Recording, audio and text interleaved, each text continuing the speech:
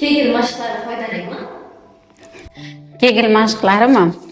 Kegel mashqlari har xil bo'lishi mumkin. Bu kompleks terapiya hisoblanadi. Bachadon tushishlarida, bachadon devorlari, to есть qin devorlari tushishlarida Kegel mashqi birinchi daraja bo'lsa foydali bo'lishi mumkin yoki tug'magan bo'lsa foydali bo'lishi mumkin.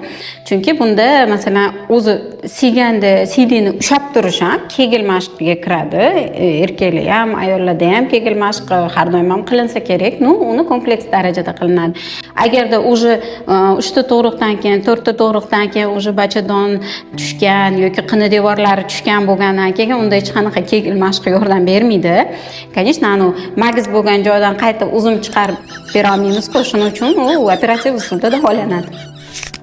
Qaysi kasallikda homilador bo'lish qiyinroq? SBKmi yoki endometriozmi? Albatta, bu endometriozni o'zi bepushtlikka olib keladi. Bu o'sha hayz paytidagi og'riqlar hammasi endometriozdan darak beradi. Shuning uchun ham xavflisi endometrioz. 80% ayollarda endometrioz bo'lganligi uchun ham homilador bo'lisha olmaydi. SPKni davolasa bo'ladi. Siz uchun eng osoni qaysi? Qatdan yomon tashlash yoki bachadonni? Men uchun eng osoni bachadonni olib tashlash. Chunki bu hamma tomonidan bilamiz, qaysi qatta qanaqa olish kerakligini. Eng xavfli, eng qiyini bu bachadondagi miomani olib tashlash.